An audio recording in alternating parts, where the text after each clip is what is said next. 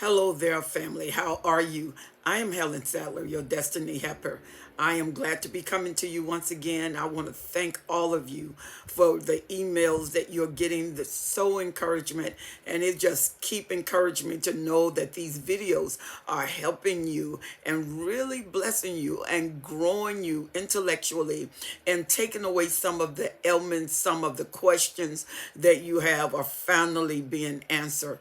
Thank you so much for your emails and your comments on the videos. And thank you for the new subscribers. I am so glad that you have joined this family.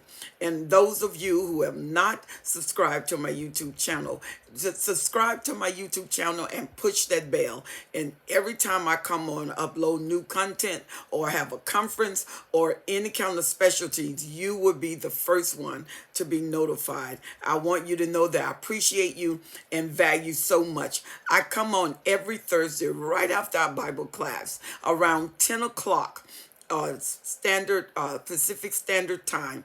Every Thursday I come on live. Join us. There is a reservoir of information that would be such a blessing to you. Let's talk about something. Let's talk about the pain of the discarded narcissist. When you have discarded a narcissist, you have emailed me and said, what happens? What happens if I discard the narcissist instead of the narcissist discard me? What happens there? What is very, very painful for the narcissist, and you will cause a narcissistic injury. And when you cause a narcissistic injury, the one thing the narcissist does is the narcissist hate to lose. And when you do that, they consider that discard as rejection, and they cannot handle rejection because one of the things the narcissist needs is lots and lots of attention. And when you discard the narcissist, there is a disinterest. And so the narcissist that feels like that they are above everyone, they feel the sense of grandiosity, they feel like you should be privileged to be with them, and now you are rejecting them. And that rejection take the narcissist and it damages them because in their intellect, they cannot conceive in their mind why you, which is the lesser one, would even want to discard the greater one, and that you should really be privileged to be with them. And many of you have actually did the discard. An escape is a discard. When you leave the narcissist, that's a discard. And the narcissists count that as rejection. And many of the narcissists are used to rejection and torment and pain and neglect because most of them became what they are because of some sort of trauma. And so there you are traumatizing them again. And they would do everything in their power to win you back, usually because the narcissist will win you back just so they can discard you, just so they can be the one that leave, just so they can get in the winner's circle, just so they can have the control element back. And so the narcissist will wheel you back in, and they will do anything. They will plead. They will beg, they will cry. You name it, the narcissist is not beyond. They will humiliate themselves because they have an ulterior motive to get you back in, to make you pay for discarding them. And when you discard that narcissist, that injury will drive them. They will go to any length. They will go to the flying monkeys. They will go to your families. They will stalk you. They will be on your job. They will text you every hour, 15 times an hour. They will leave gifts on your car, notes on your car. They will leave all kind of messages on your cell phone. They will text you, email you, email you. They will leave pictures. They will buy you gifts. They will buy you chocolate. They will give you flowers. Anything to get you back in. Because a narcissistic injury is very damaging to the intellect, to the pride, to the imagery, especially if you have a cerebral narcissist. The cerebral narcissist is very calculative, very methodical. They would dream up how to get you back. Then the narcissist is a thinker. They think, think, think. When you are not thinking, they are thinking. And they are focused intensity. They focus in on a project, and you now become a project when you discard the narcissist, and you are a well of supply, and this reservoir of supply and fuel is being given to them. And the narcissist can pick up when you have grown weary because you start to gray rock in certain areas. You're not as giving as you were in certain areas. You start to be silent. You're not thrilled about them. You used to go on a sexual high just to be near them, and they can be stark naked and you don't move, you don't budge, nothing moves you anymore. And so the narcissist can sense that they're losing you, and when the narcissist sense they're losing you, they go into the love bombing phase. And remember, there are different stages of love bombing, and based on the count of fuel and based on the intent of the narcissist, it's the count of love bombing you'll get. They'll give you the platinum, they'll give you the gold, they will give you the silver, they will give you the bronze, and they will give you the wood. And when they give you the wood, it's just to move you out of the way. Usually they give you enough to move you out of the way to keep you quiet. And then when they go in for the bronze, it's a little bit above the wood. They are moving you into position and making you feel a little more confident. Then you go silver. It's an upgrade from the bronze. And with the silver, they are giving a little more.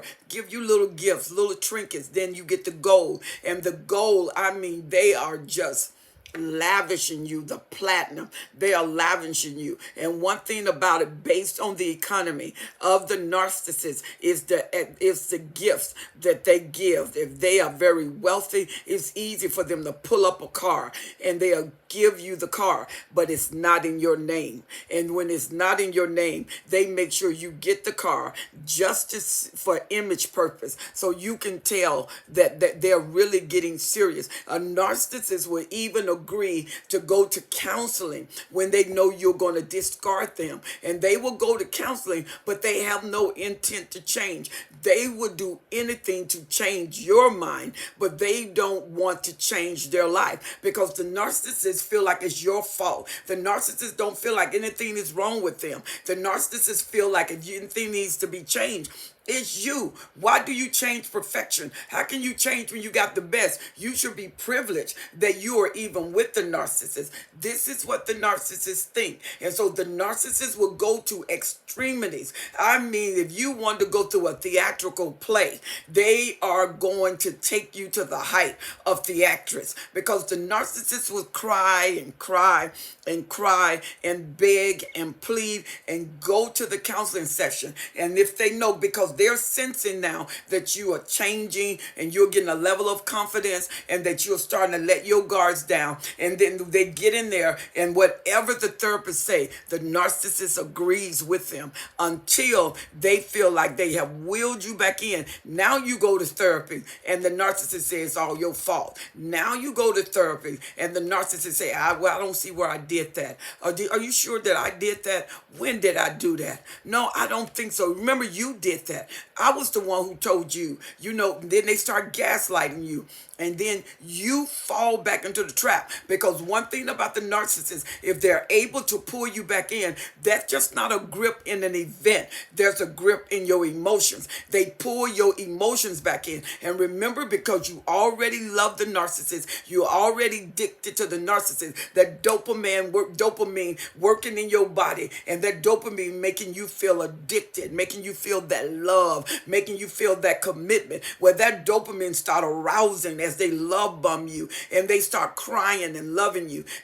Everything you wanted, the narcissist does and give you. They hold you. The foreplay is more intense. The aftermath of having sex with him, because it's not love making, because they could care less about love. And so the sex is intensive, and they take you to a height and they hold you the whole time. In the mind of the narcissist, he's thinking, I'm going to wheel you back in because I know you're trying to leave me. I know you're trying to abandon me. I know you're trying to reject me. Nobody rejects me and get away with it. So the narcissist wheels you back in and you fall for the play. You fall for the trap. You fall for the tears because they cry and say they're sorry, but they have no residual, intensive, lasting changes that you can see. Their changes don't last too long because after a while the mask is going to come off. That's why the narcissists do everything fast. If you're going to take me to counseling, come on, let's go to counseling.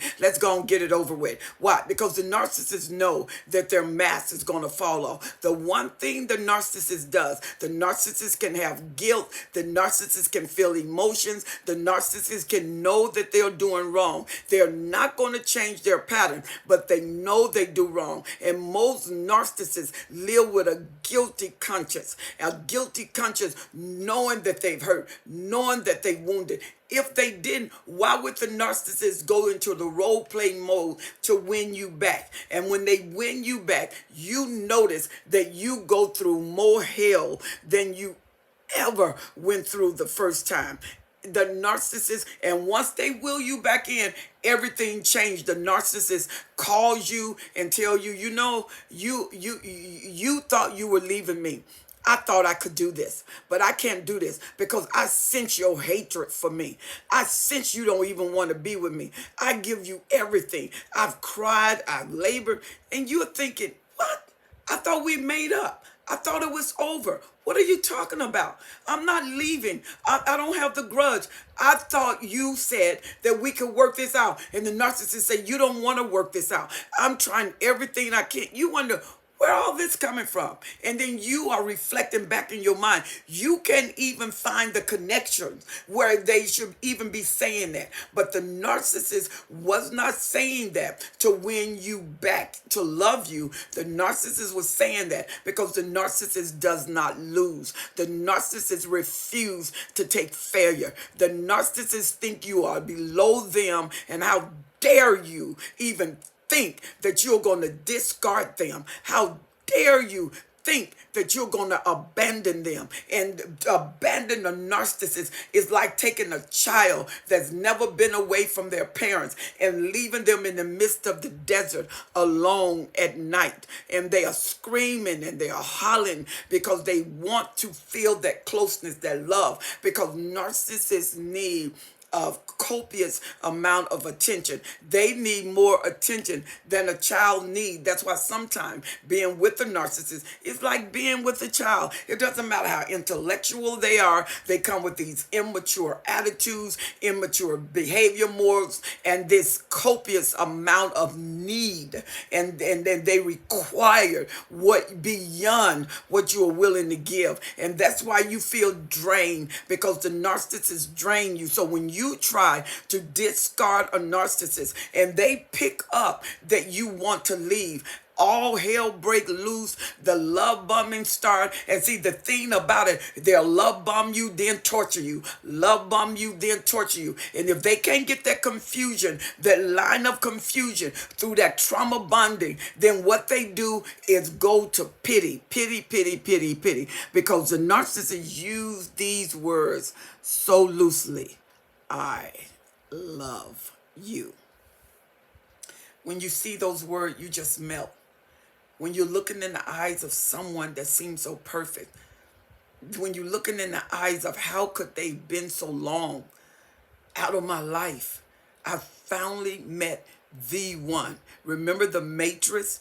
The one. Nia was the one. And that's the way it feels with the narcissist. They don't feel like they're just somebody in your life. They feel like the one. They feel like the ultimate one. They feel like you never need anybody else. You will never need anything else. They feel like they are the fulfillment of your life, the completion of your life. You feel like you've hit gold, you've hit oil when you get the narcissist. And the narcissist knows that because the many relationships that they've had before you has dictated that to them. And those relationships has allowed them to see the pattern of their behavior. And so when they do things, they know the outcome. Every now and then, the narcissist gets surprised by the supply because the supply turned the tables. They didn't expect that. They didn't see that one coming. They didn't understand that.